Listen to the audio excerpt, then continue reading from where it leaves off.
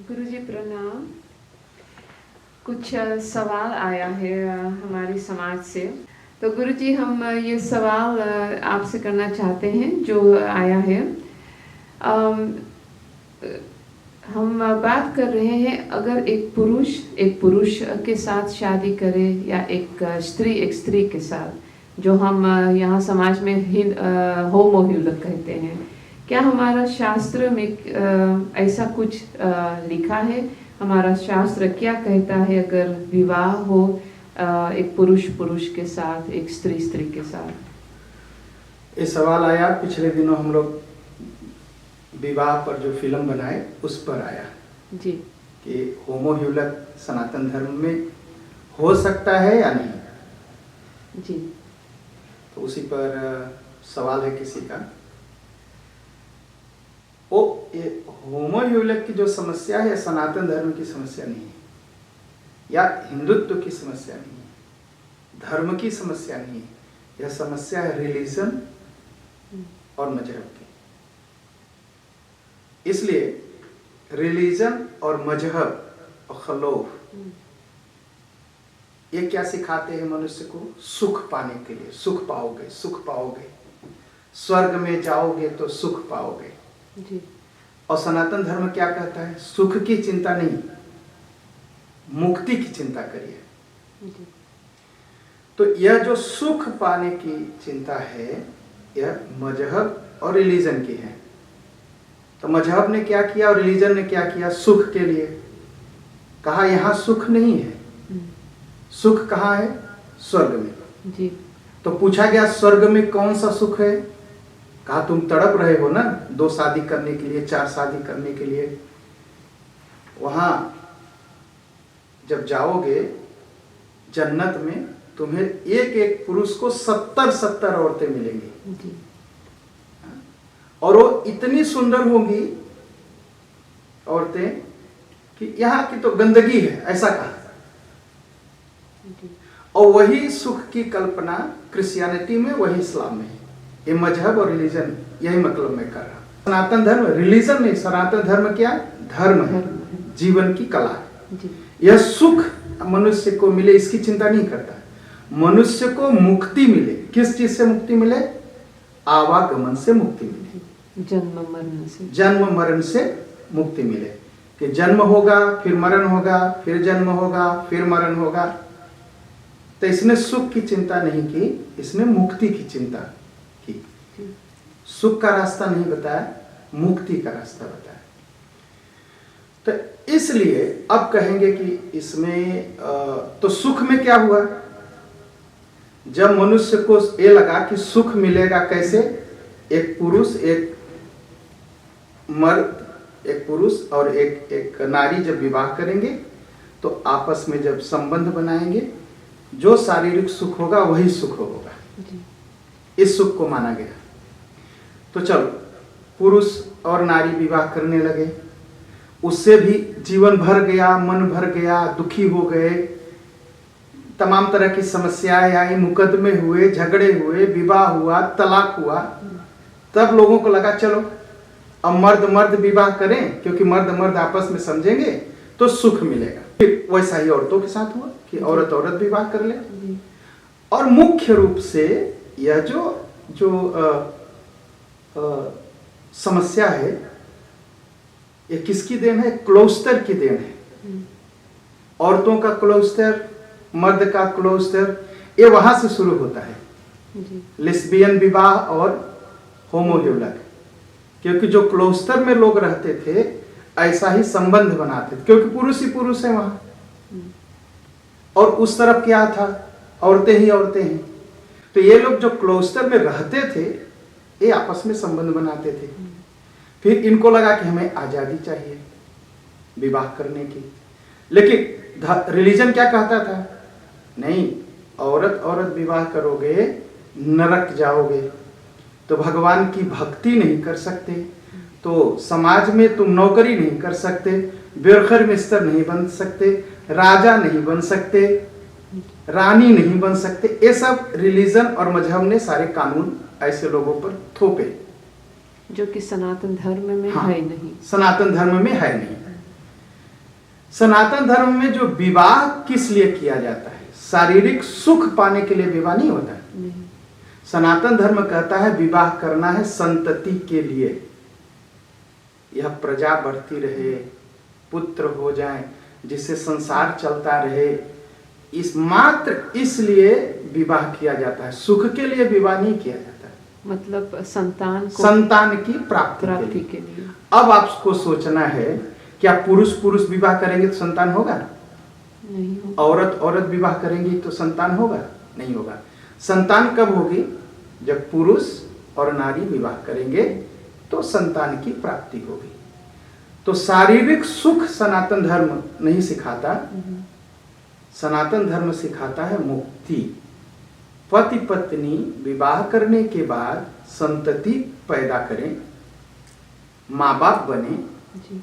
और गृहस्थ धर्म का निर्वाह करते हुए भक्ति करें। तो इसलिए सनातन धर्म में होमो ह्यूलक या लेस्बियन ह्यूलक विवाह कोई परंपरा ही नहीं है, और शास्त्र में कहीं नहीं लिखा है कि हो सकता है जी।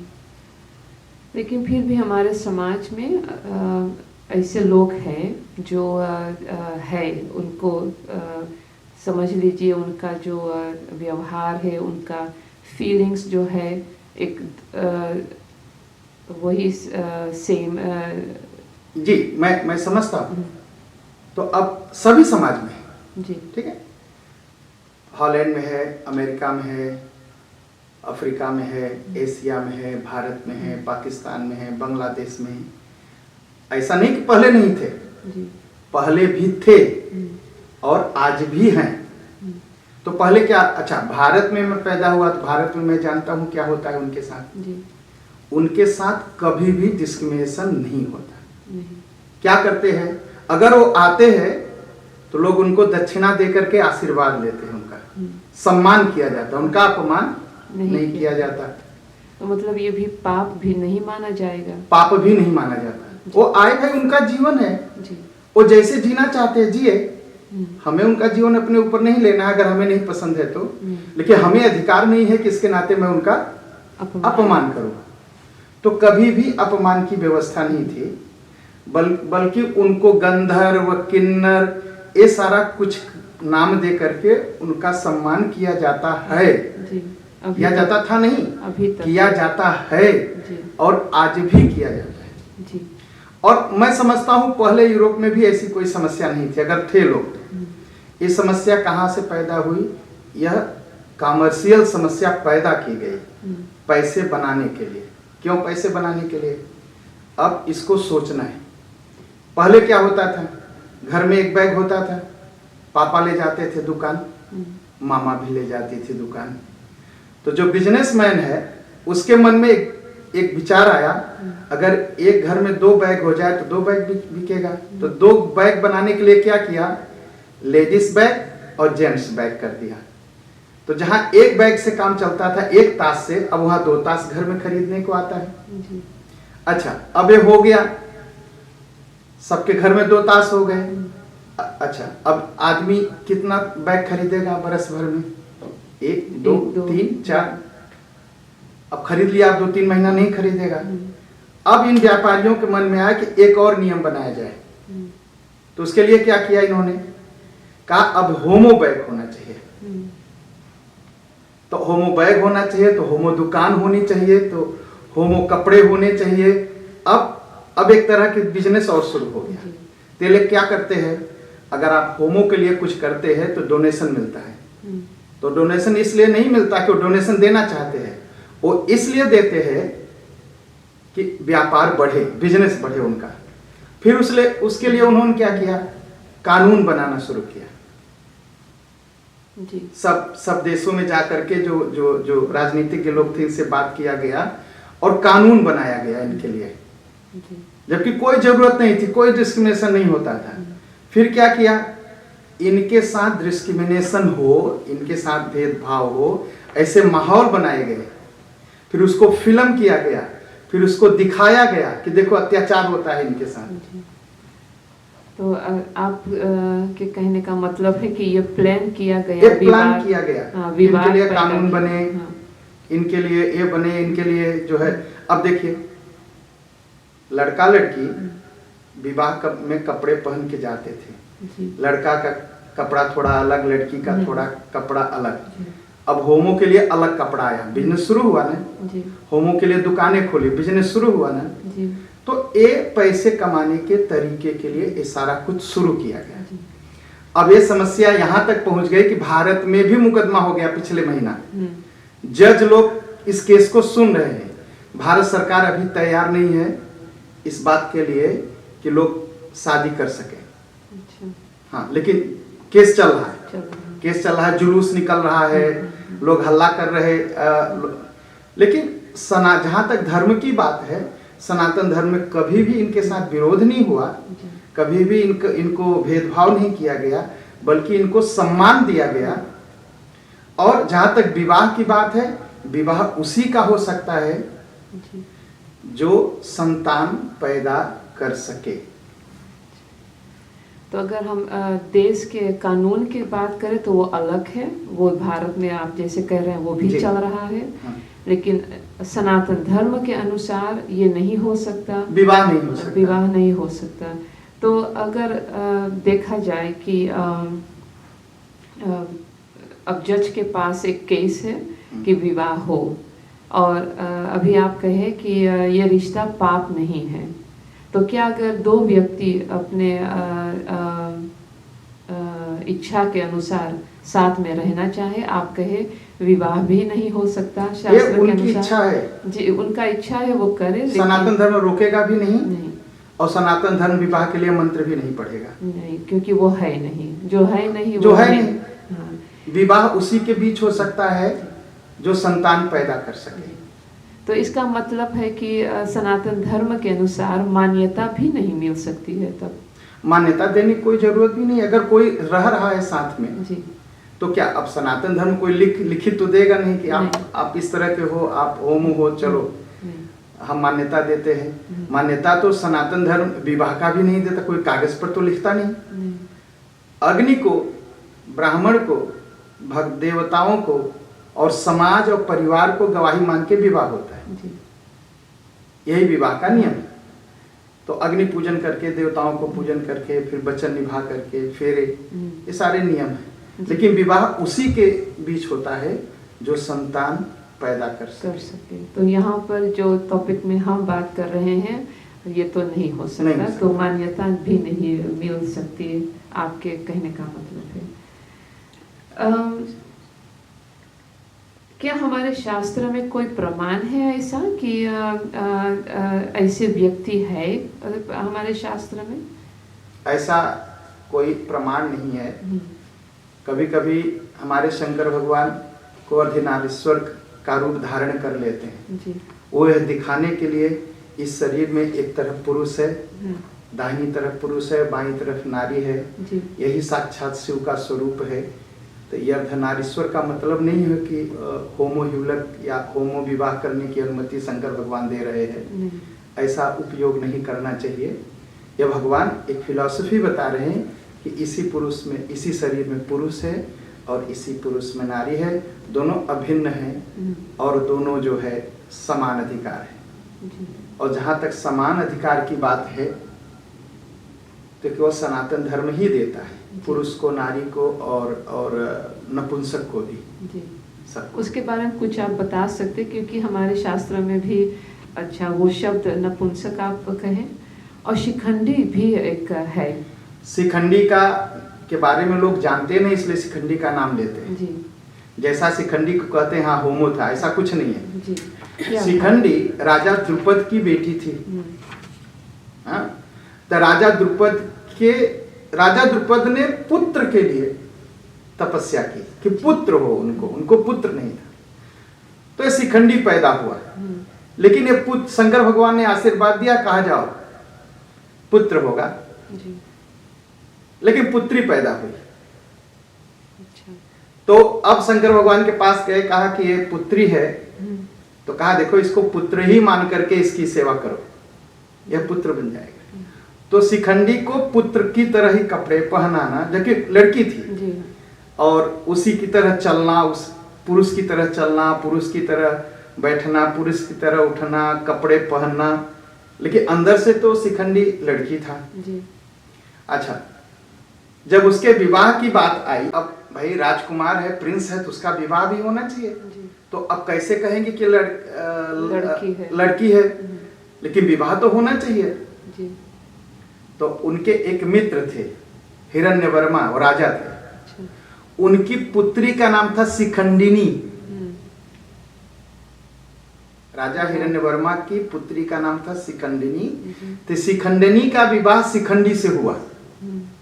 लेकिन जब वो विवाह करके घर आई तो उसे पता चला हो तो लड़की से ब्याह हुआ उसका। जी। लेकिन इसका मतलब नहीं है कि प्रमाण हो गया चलो विवाह हो सकता है। जी। वो बहुत नाराज हुई, उसके साथ धोखा हुआ। शिखंडिनी ये तो लड़की है और मेरे साथ धोखा हुआ, और भाई सभी के साथ धोखा हुआ, पंडित जी के भी साथ धोखा हुआ, देश की जनता के साथ धोखा हुआ। एक लड़की को लड़का जो है मान करके विवाह कर दिया गया। तो शिखंडिनी ने बहुत अपमान किया शिखंडी का। शिखंडी इतना दुखी हो गया कि वो आत्महत्या करने के लिए जंगल चला गया रात में। वो आत्महत्या करना चाहता था तो एक यक्ष प्रकट हो गया, एक देवता। तो उसने कहा क्यों आत्महत्या कर रहे हो? कहा ऐसा ऐसा है। तो कहा ये बहुत बड़ी बात नहीं, मैं तुम्हें पुरुष बना देता हूं। आज भी लोग स्त्री से पुरुष और पुरुष से स्त्री बन जाते हैं, है ना, ऑपरेशन और क्या क्या है। तो यक्ष ने उसको पुरुष बना दिया। तो जब पुरुष बना दिया, लेकिन उसका चलने का तरीका, बोलने का तरीका, बैठने का तरीका लड़की का ही रह गया। इसका मतलब नहीं को होमो हो गया या लेस्बियन हो गया, ऐसा तो कुछ नहीं है ना। उसको केवल स्त्री से पुरुष बना दिया यक्ष ने।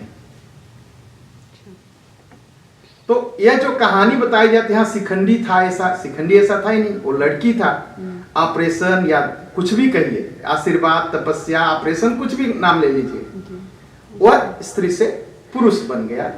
और फिर शिखंडिनी वापस आ गई और फिर पति पत्नी का संबंध रहा। ऐसा तो नहीं शिखंडी ने किसी पुरुष से शादी कर लिया या लड़की से शादी कर लिया, ऐसा तो कुछ नहीं हुआ। अच्छा, धन्यवाद गुरुजी। एक सवाल और मैं पूछना चाहूंगी कि आज हमारे समाज में ऐसे लोग तो बहुत है ना जो अन्य लोग जो उनके तरह नहीं हैं, उनके साथ दुर्व्यवहार करते हैं, गलत व्यवहार करते हैं, मानते नहीं, उनको मान्यता नहीं देते हैं। तो इसके बारे में आपके उपदेश क्या है? जी, मैंने सुना कि कोई इस तरह का था और मंदिर जाना चाहता था, उसे मंदिर से निकाल दिया गया। जी, वो बात भी ये बात हमारे पास तक पहुंची थी। जी। देखिए, इसीलिए कहा सनातन धर्म है। जी। और धर्म के अनुसार सबको मुक्ति पाने का अधिकार है। और हमारे सनातन धर्म में ऐसे लोगों को सबको अधिकार दिया गया भगवान की भक्ति करने का, मंदिर जाने का। शिखंडी स्त्री से पुरुष बना, लेकिन गीता में क्या लिखा गया शिखंडी के बारे में? शिखंडिनिश्च महारथी। शिखंडी महारथी था। महारथी मतलब कमांडर था, अपने देश का राजा था, पढ़ा लिखा था। शिखंडी पढ़ने का अधिकार था, शंकर भगवान का परम भक्त था। तो हमारे शास्त्र कहते हैं कोई कैसा भी हो, चाहे होमो हो, चाहे लेस्बियन हो, चाहे जैसा हो, जो भी हो, भगवान की भक्ति करने का सबको अधिकार है और मुक्ति पाने का सबको अधिकार है। लोग रामचरितमानस पढ़ते हैं, उत्तरकांड में लिखा गया है दोहा 87 में, सैफन तख्त में, पुरुष नपुंसक नारीवा जीव चराचर कोई, सर्व भाव भज कपट तजी, मोहि परम प्रिय सोई। कोई भी हो, पुरुष हो, नारी हो, नपुंसक हो, कोई भी जीव हो, सबको भजन करने का अधिकार है, सबको भगवान की भक्ति करने का अधिकार है, सबको मंदिर जाने का अधिकार है, सबको विद्या प्राप्ति करने का अधिकार है, सबको काम करने का अधिकार है, सबको स्वर्ग में अधिकार है, सबको मुक्ति पाने का अधिकार है। इस आधार पर किसी से भेदभाव सनातन धर्म नहीं करता। अगर किसी ने किया